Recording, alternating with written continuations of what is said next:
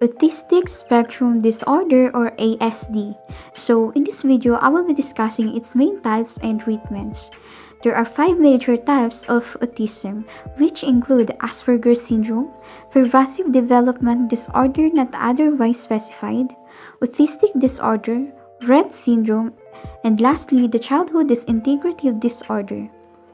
Let's now start discussing the first types of autism, which is the Asperger's syndrome. Asperger's syndrome is also known as geek syndrome. It is a form of autism where the language aspect is less of a disability.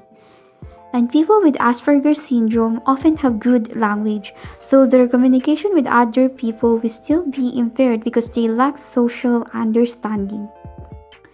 People with Asperger's syndrome have fewer problems with speech than those with autism. They may still have some difficulties in understanding and processing language. For these reasons, Asperger's syndrome is sometimes known as high-functioning autism. Pervasive development disorder. It is sometimes called atypical autism or PDD-NOS. It is a kind of condition that involves a group of challenges, mainly centered around delays or difficulties with social and communication skills. Symptoms may show before the age of 3 years and can include, but are not limited to, difficulty in using and understanding language, difficulty relating to people, objects, or events, and difficulty with adapting to changes in routine or familiar surroundings. Children with these conditions often are confused in their thinking and generally have problems understanding the world around them. Also, they have less power of imagination. Third type is the autistic disorder or also known as Scanner syndrome. Autistic disorder is one of the most severe types of autism. Symptoms could be lack of communication and intellectual skills.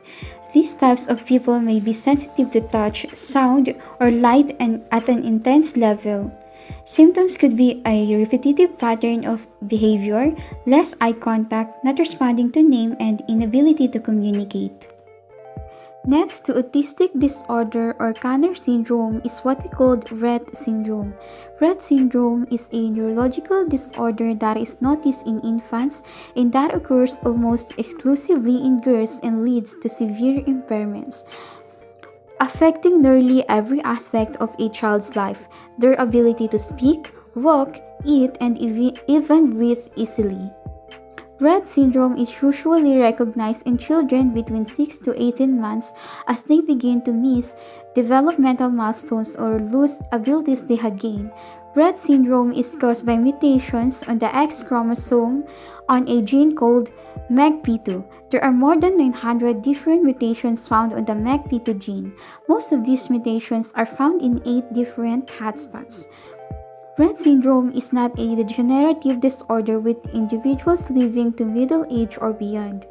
While it is known that Rett syndrome shortens lifespan, not much is known about specific life expectancy rates for people with Rett syndrome.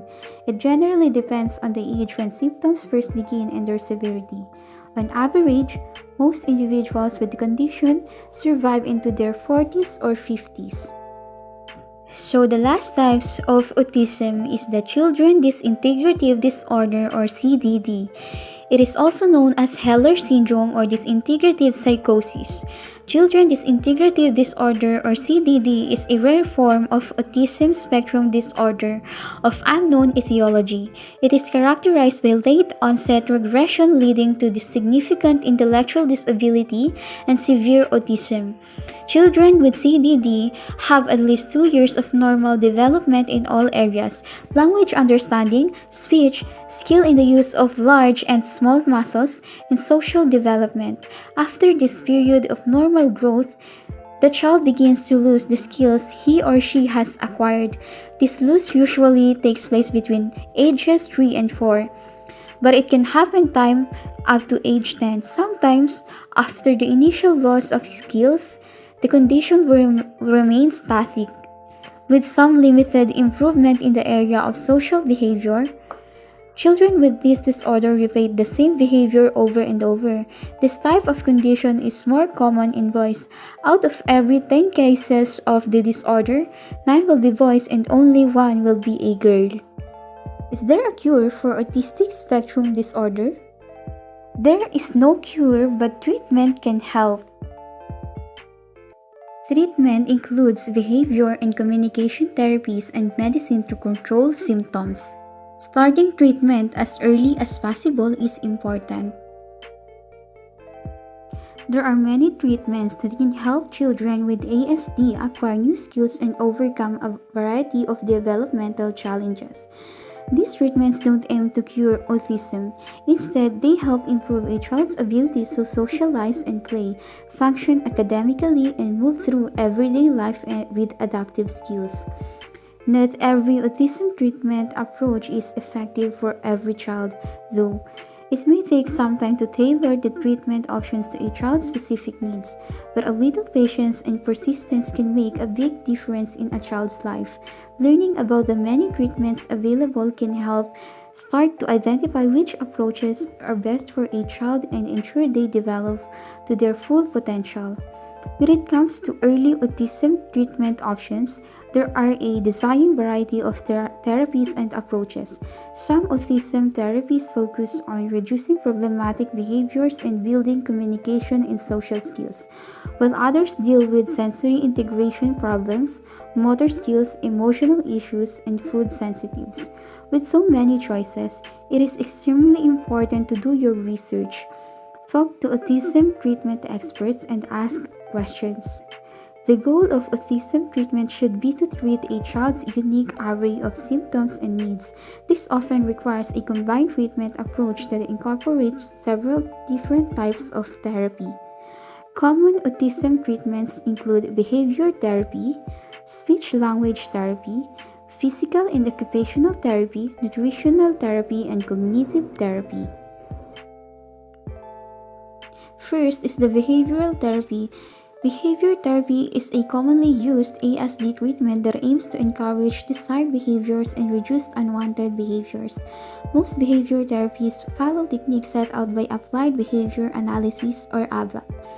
ABA aims to help a child with ASD understand the connection between behaviors and consequences.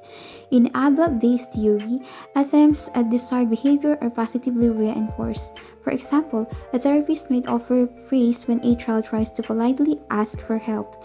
Because a reward follows the behavior, the child is more likely to repeat the action. On the other hand, if the child has an angry outburst, no reward is given. ABA is an evidence-based approach. It is also highly adaptable, so it can meet the needs of each child. Studies show that long-term, intensive therapy can improve a child's life skills, intellectual abilities, and social skills. Cognitive behavior therapy. This is an intervention that is typically used to treat anxiety disorders and depression. The central premise of cognitive behavior therapy is the interdependent relationships between how an individual thinks, cognition, acts or behavior in feels or emotion, in that unhelpful thoughts and thinking styles and their associated behaviors can perpetuate negative emotions. Cognitive behavior therapy is an intervention that supports people to identify unhelpful thoughts about distracting stimuli and develop alternative ways of thinking about and responding to these. The application of cognitive behavior therapy to children on the autism spectrum is based on findings that anxiety disorders and depression are commonly observed in this population. The use of cognitive behavior therapy may lead to broad improvements in mood disturbances and improve broader autism characteristics that may be subserved by these, such as a reduction in unhelpful routines or behaviors of concern and an increase in social behaviors. The third one is the physical therapy. Physical therapy is usually prescribed by a medical doctor. As a result, it is usually paid for by health insurance and or provided through the school. At first glance, it may not seem obvious why a child with autism would need physical therapy, but the reality is that many autistic people have low muscle tone and compromised motor skills and coordination. Physical therapy can also work with children in a natural environment such as a playground or gym, helping them to build skills and they need to join physical activities. The fourth types of treatment is the occupational therapy. Occupational therapy helps people work on cognitive physical, social, and motor skills. The goal is to improve everyday skills which allow people to become more independent and participate in a wide range of activities. For people with autism, occupational therapy programs often focus on play skills which allow people to become more independent and participate in a wide range of activities. The last one is the speech-language therapy. Speech-language therapy addresses challenges with language and communication. Communication and speech-related challenges vary from person to person. Some individuals on the autism spectrum are not able to speak.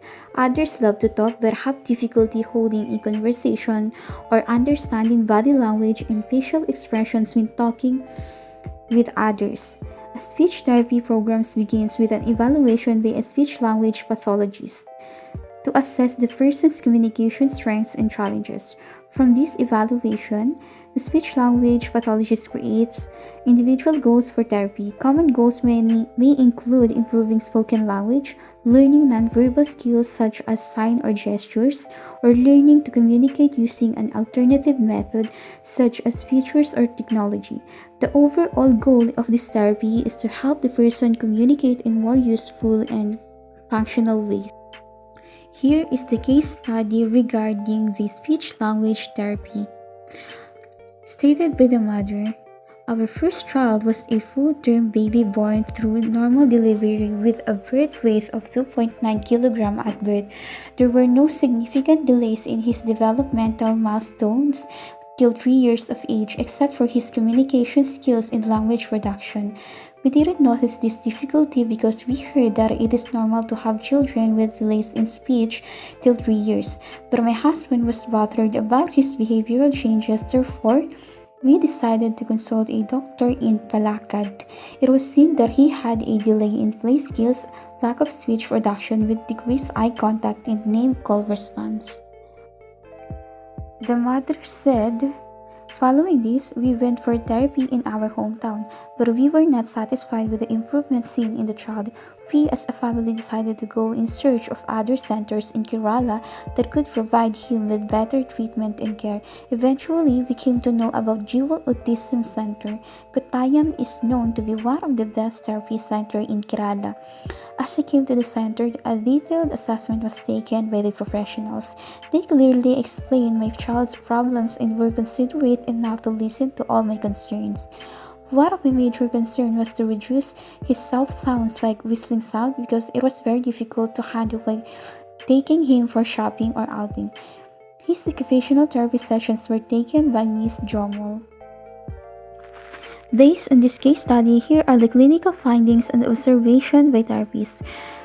According to the therapist, the child attended occupational therapy sessions for 1-hour sessions 5 times in every week. I started out with activities to improve his eye contact and name-call response. Activities like swings, obstacles courses, and visual tracking were introduced. One major concern of his parents was self-sound production. To address this, I started with auditory input, reciprocating child sound, manipulating sounds with different sounds and frequency, music on headphones of different tunes and rhythm. A detailed home program was given for the child with continuous was able to perform activities without making any soft sounds.